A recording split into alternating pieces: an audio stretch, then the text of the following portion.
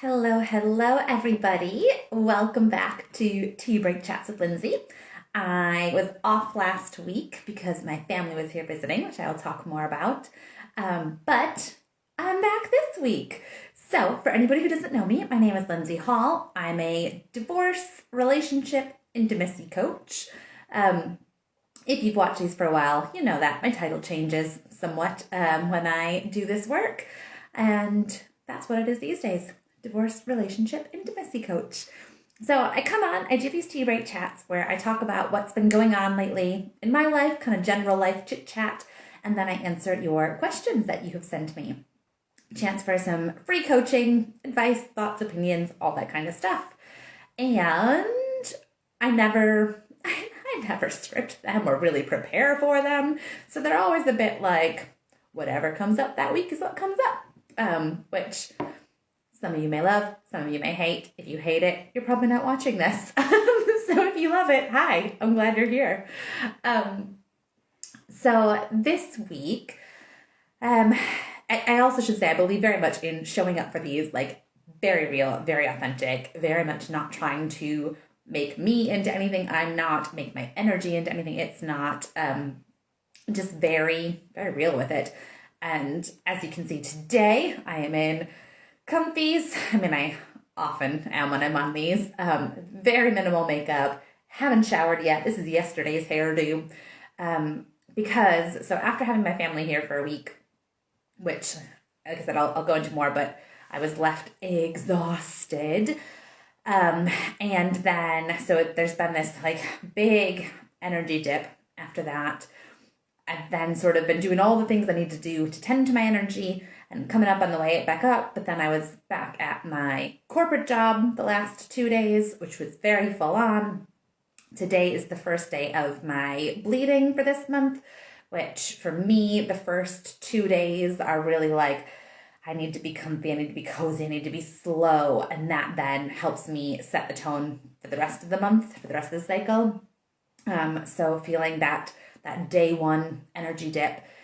And then I've been like back to back all morning today. So although it's been like sitting still kind of stuff, I've been going nonstop for many hours already today, all of which combines to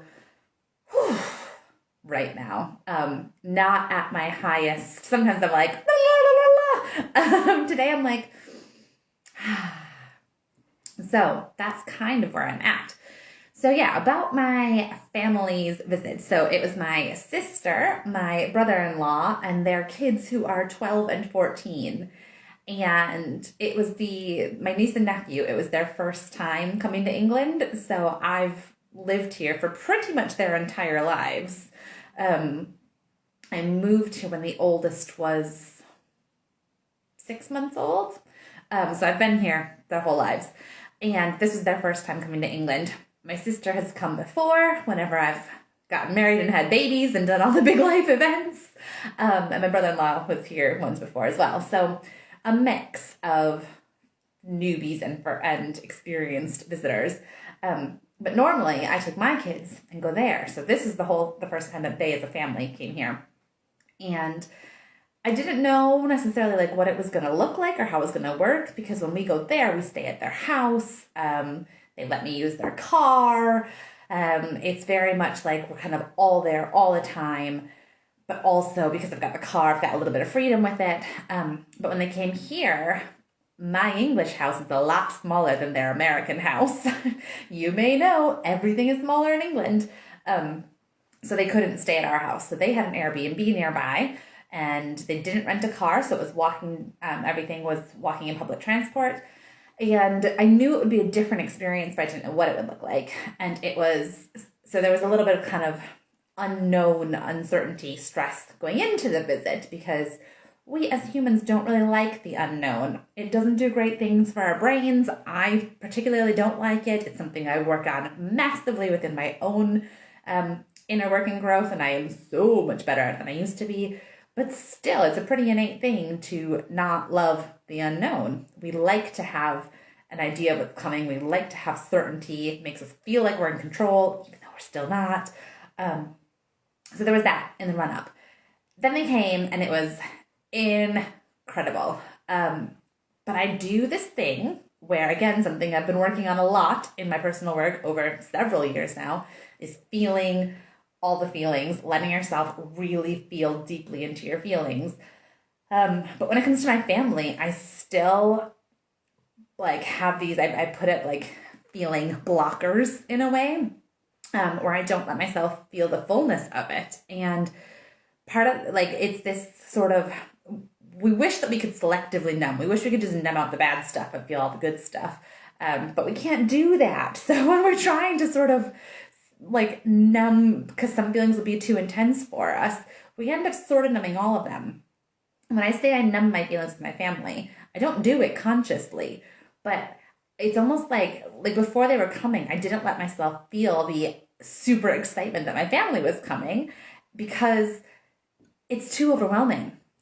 I probably should have said, in case you don't know, I live in England, but my family is in Wisconsin in the States. I think a lot of you know that, but not everybody. So yeah, so that's why I only see them like generally about once a year because they live 4,000 miles away. So yeah, I didn't let myself feel the excitement, but then when they were here, like, it's so nice to be with my family. I really, really love my sister. I really love my brother-in-law. I really love my niece and nephew. Like, it was so good to have them here. But I still struggle to let that goodness in because then I know that when they leave, I get hit with, God, it's going to make me cry. I kind of don't let myself have these feelings when they're here. And, but because the rest of the year, when I'm not with them, I get to this place where I'm like, it's fine. My family lives far away, but it is what it is. And I love my life here in England. And you just, life just is what it is. But after having all that time with them, then when they leave, it's this massive come down. I get hit with this massive, it's grief is what it is. It is grief that I have to say goodbye to my family again. And then I won't see them again for a long time. I'm dealing with my grief. I'm dealing with my kids' grief because, oh my God, do they freaking love their family. Like my kids, so despite the fact that, yeah, we've been an ocean away for their entire lives, they have such a strong relationship with my family, with our American family. But so when they leave, they get hit with that full heartbreak too. And particularly the 6-year-old, the almost 7-year-old, she gets she's such an emotional little soul. And really is hit hard with, why do they have to leave? Why can't they be here? Like her heart breaks and then my heart breaks for her. And it's all a lot. It's a lot. So plus that's on top of the fact that, we were busy the whole week that they were here. There's the, we were going, we did a day trip to the beach. We did a day trip to London, which is a 2-hour train ride away. We did all kinds of other stuff. So there was the busyness, there was the sleep routines got thrown off, food routines got thrown off, my general self-care routine got thrown off. So everything is out of whack. Everything is just, which is great. And we had such a good time. And also it just messes with your energy. So all of that, then have the come down when they leave, the grief with all of that. Whew, it's knocked me for 6, let me tell you.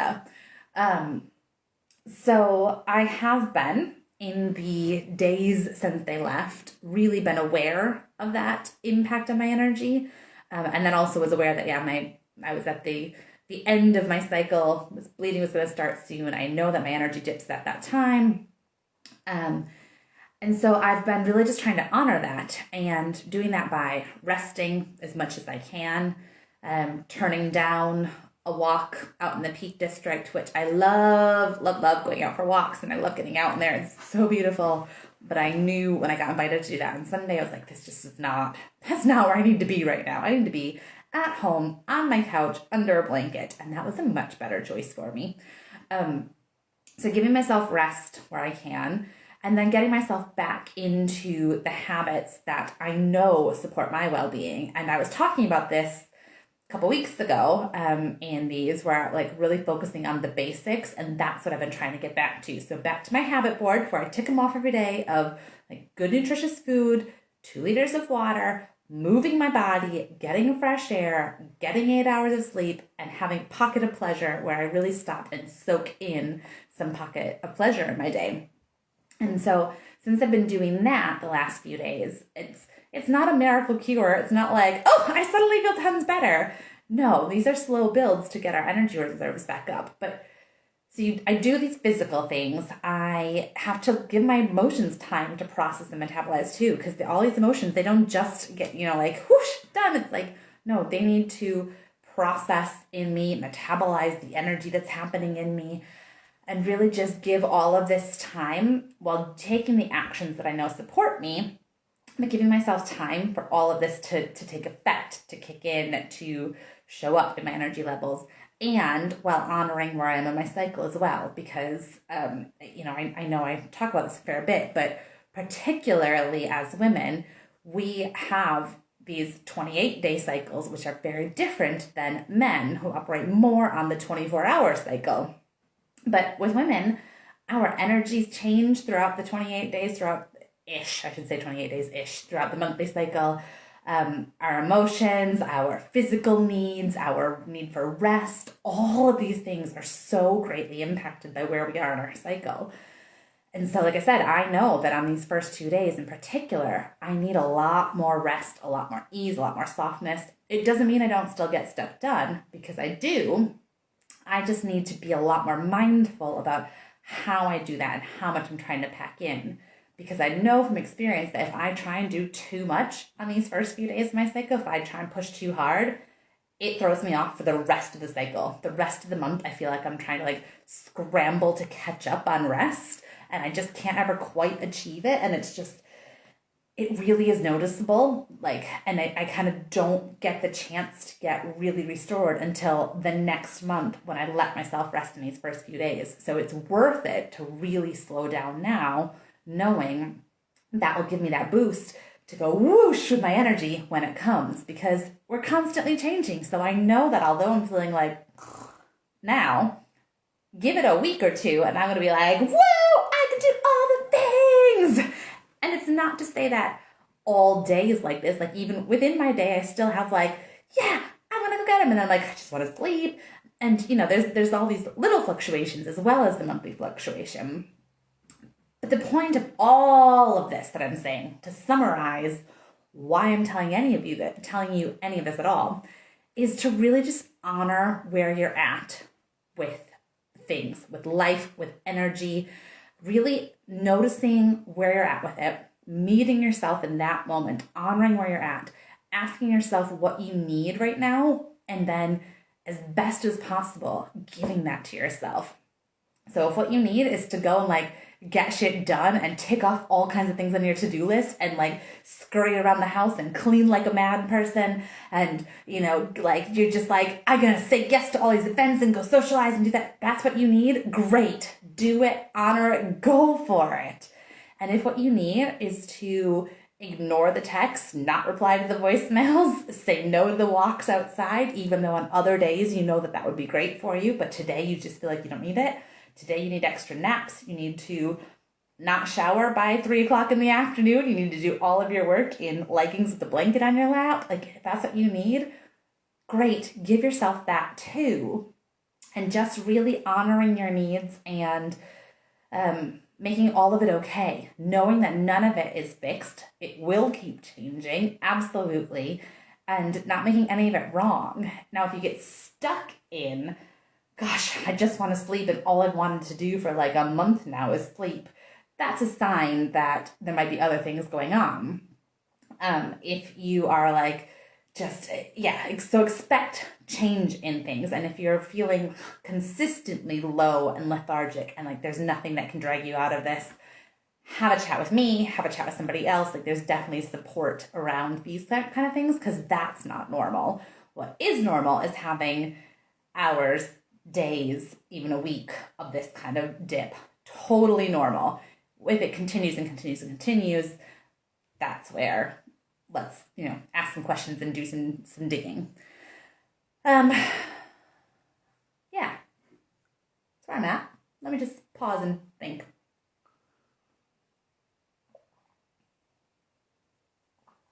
Okay, I think that's all I have to say about that. So I'm going to move on to the questions that I have this week because I have 2 really good questions and I want to not shortchange them. So the first question is, what are your best ways to ground yourself during anxiety attacks? Such a good question because this comes up for so many of us, whether it's like a full out anxiety attack or moments of the kind of smaller anger and anxiety and overwhelm.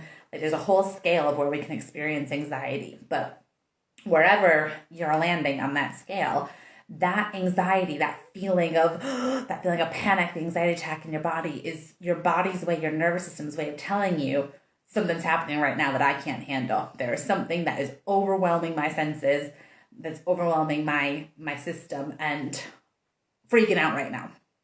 So the first thing to do is notice that. So step number 1, notice that you are feeling that anxiety. Notice that you are feeling some sort of reaction in your body, in your brain. And that's step number 1. Step number 2 then is to interrupt that, to go, okay, how can I stop this? We're going to interrupt that feeling, that thinking by step 3, finding safety. So what I mean by safety is safety in your body.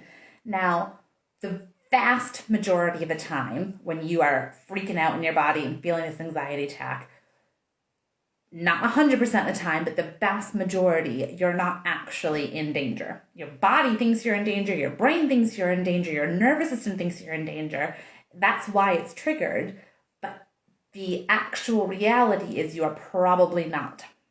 So we're going to find safety in our body. You're going to tell your nervous system that it's safe, that you're safe. So I've got a bunch of things here, and this is probably actually the root of the question you were asking. But those ways to find safety, the first one on my list is find your feet, like quite literally, whether you're sitting down or standing up, notice your feet in connection with the ground. Find your feet, feel what that feels like, feel that connection with the ground. That instantly starts to ground you.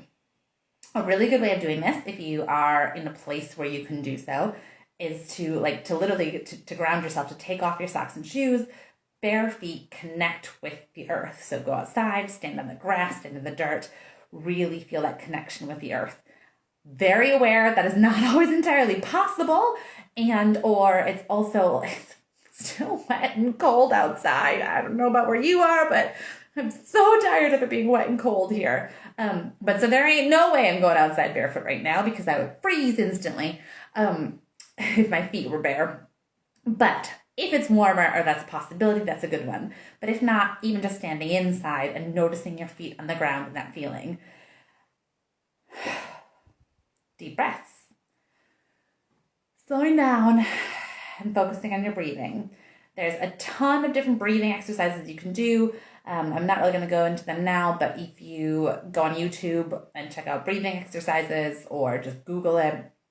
Or if you're not even doing any breathing exercises, let's just take a few slow, deep breaths. Notice the feeling of your breath coming in and out of your body. Checking in with your body and asking for what it needs. So maybe this is going outside. Going outside's awesome one. If you're in the middle of an anxiety attack, go outside, feel the fresh air, listen to the sounds. Actually, I'm going to skip ahead then to my next one, which is this 5 senses pleasure practice. So because again, when your nervous system is freaking out, it thinks you're in danger. If we do this 5 senses pleasure practice, it brings us back to the here and now, points out that you are not actually in that kind of danger. Hello, lovely. So what I mean by this is something that you can see that brings you pleasure. So for me, I can see a bouquet of daffodils right now. Love it. Something that you can smell that brings you pleasure. I've got an oil diffuser going behind me. You can't really see it with the reflection, but I've got a essential oil blend in there. Smell that. Something that you can taste. So I'm going to take a drink of my hot lemon and honey water. Bringing you back into the room. Something you can feel. I'm going to notice the warm cup in my hands. I'm going to notice what that feels like to touch this and the warmth that it brings to my hands. And something I can hear. When I stop and get quiet, I can hear birds outside the window. who apparently like the rain more than I do.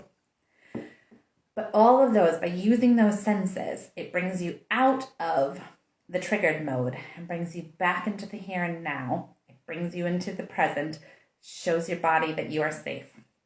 So, and I do it as the five senses pleasure practice. So like those were using my five senses for something that brings me pleasure. You can just do it as something that you can identify that will just bring you back to the room too. But why not add the pleasure bonus in there, huh? The pleasure gives your body that feeling that it makes it even safer.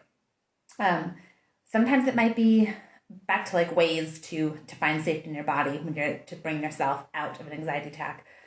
Check with your body what it needs. So maybe it's moving, maybe it's dancing, maybe it's going for a run, a walk, maybe it's lying perfectly flat on a flat surface. I find this works better when you don't even use a pillow.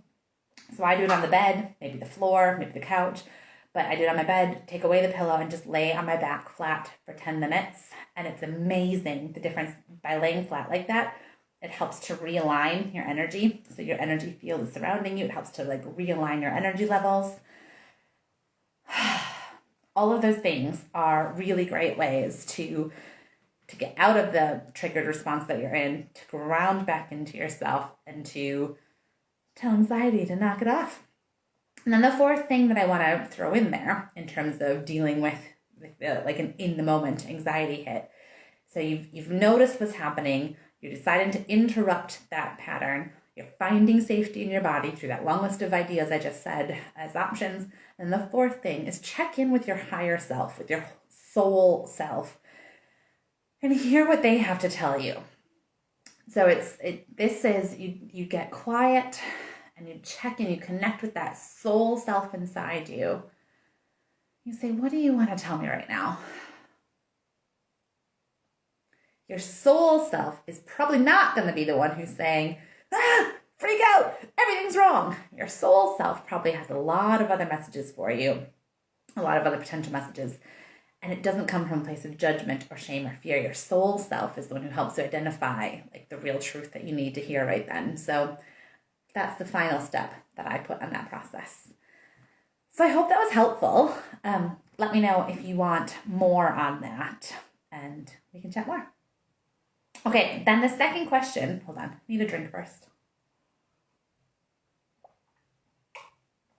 The second question that I have this week is, how do I tell my work people about my separation? And I hear you on this one because that is a tough conversation to think about sometimes. It can be.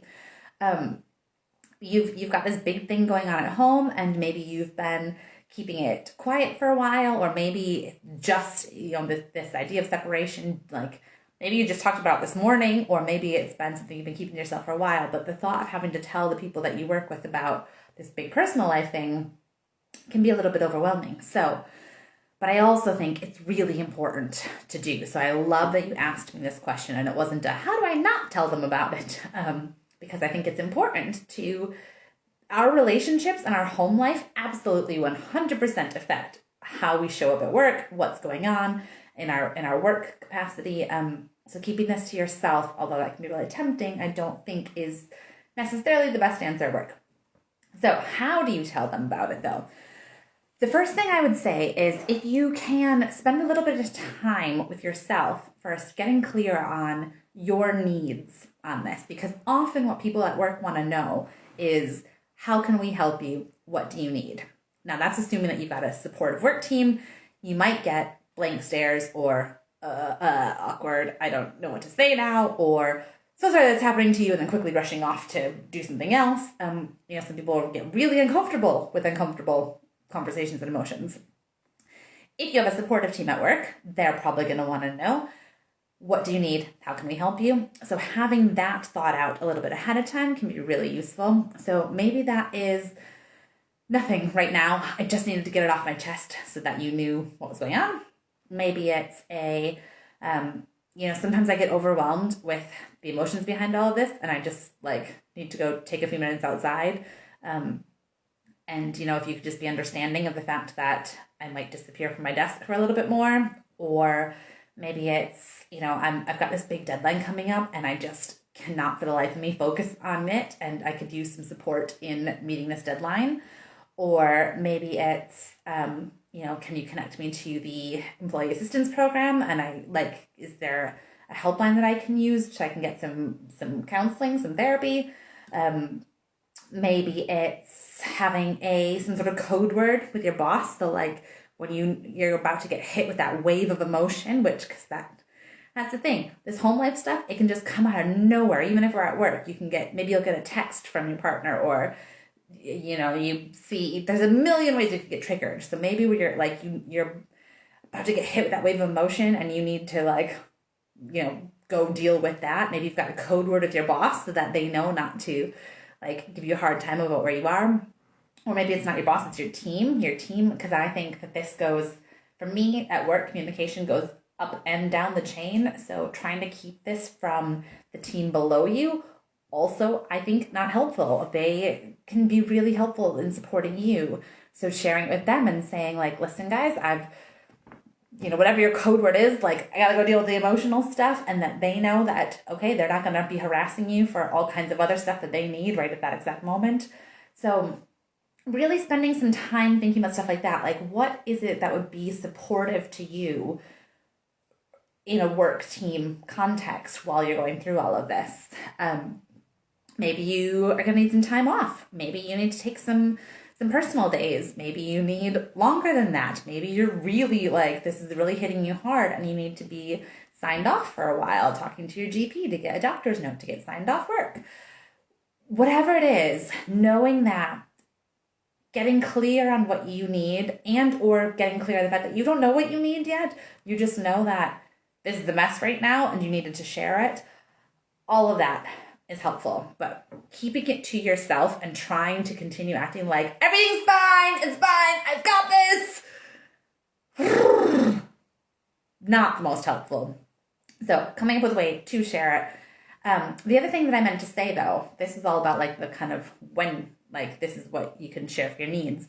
But in terms of the how do I tell my team at work? So I think putting aside some time. So if you're telling your boss and maybe you're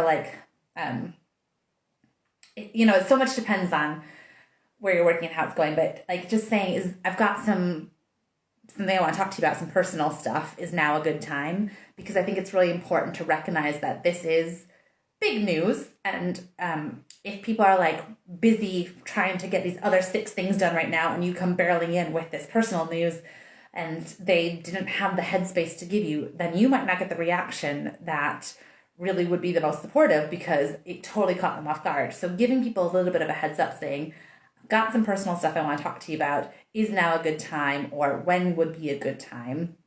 So making sure that it's given the proper sort of space and attention. And then there was something else I was going to say there. And it completely flew out of my mind. What was I going to say?